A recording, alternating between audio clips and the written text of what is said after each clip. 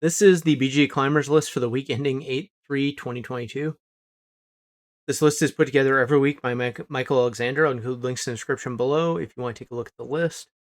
Let me just say, I think I'm getting sick right now, so this may be a little bit shorter and maybe a little bit less in depth than normal. Also, my voice is a little bit off, so just keep that in mind.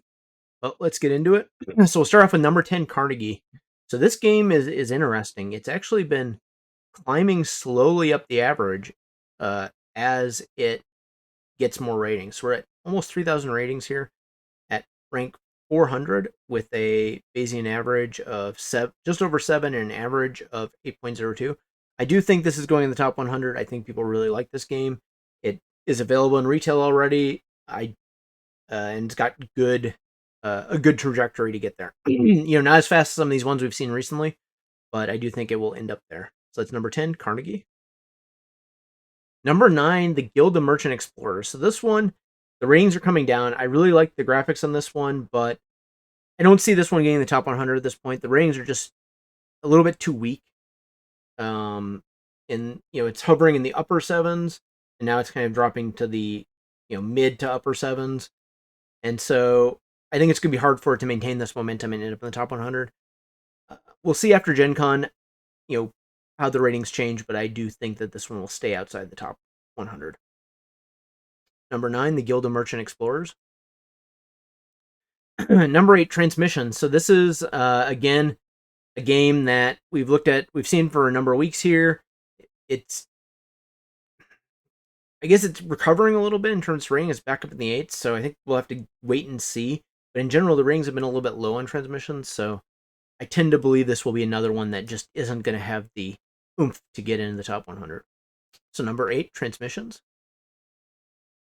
Number 7, Space Station Phoenix. So this is a pretty hot, I guess a lot of people really want to play this game at Gen Con. I've seen a lot of the upcoming lists, but the ratings just haven't been that strong. So I'm going to have to say this one, again, even though it looks real interesting, it's probably a game that's just not hitting the mark where it needs to be to end up in the top 100. So this is number 7, Space Station Phoenix. Number 6, Planted, a game of nature and nurture. So we talked about this one last week. This really isn't the type of game that ends up in the top 100, but I do think it's one of Phil Walker Harding's best recent games. I like the look of it. The ratings are pretty solid, I think.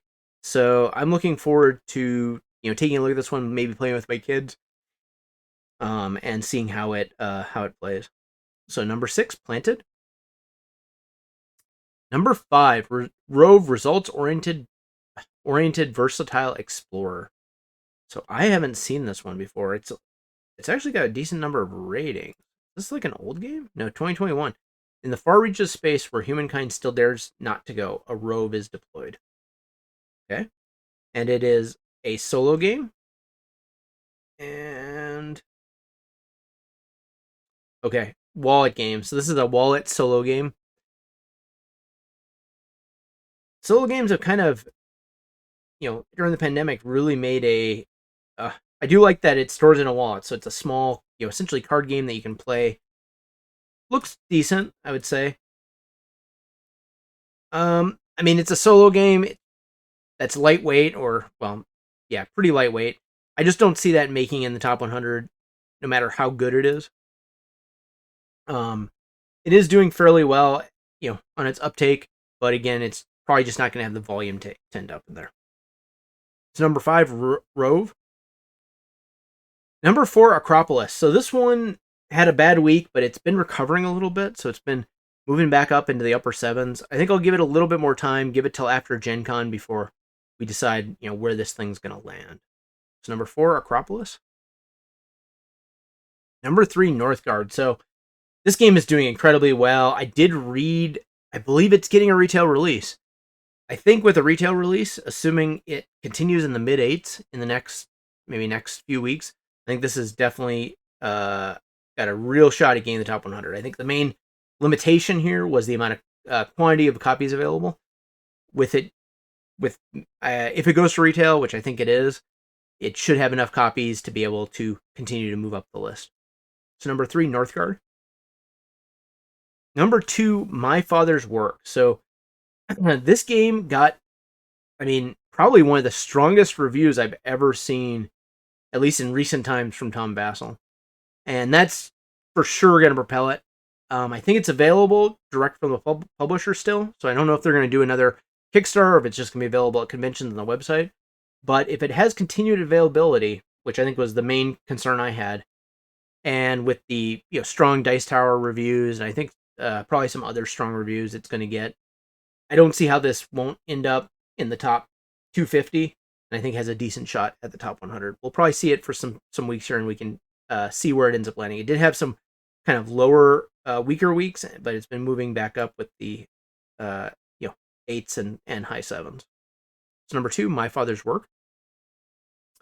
And number 1, Oathsworn, Into the Deep Woods. So I think I saw this one definitely is getting another Kickstarter at some point. I don't know when that is. I'm definitely going to check it out with getting to 500 ratings and having an average above 9 is quite an accomplishment. And if you see here, all the ratings in recent weeks have been above 9 new rating. So I think the initial ratings were just the Kickstarter. I'm going to rate it 0. I'm going to rate it 10 type stuff. But now we're starting to see the real ratings come out, and people seem to love this game. I think it's the boss battler I've been waiting for. Maybe we'll see. I played Townfolk Tussle. I thought it was okay. I played some other boss battlers that are okay. I played some kind of boss battler computer games that I've liked, but I think with this rating, I definitely want to check it out. I'm hoping my local game store backs it, and then it makes the Kickstarter a little bit easier to deal with, just because you don't have to deal directly with the publisher. You can go through a merchant. But that is number 1, Oathsworn, Into the Deepwood. And if this is any indication, we're going to see Oathsworn on this list for quite a number of weeks. Anyway, that is the kind of shorter BG Climbers list for the week ending 8/3/2022. And if you like this video, please like and please subscribe. And please take a look at our other videos. Thank you.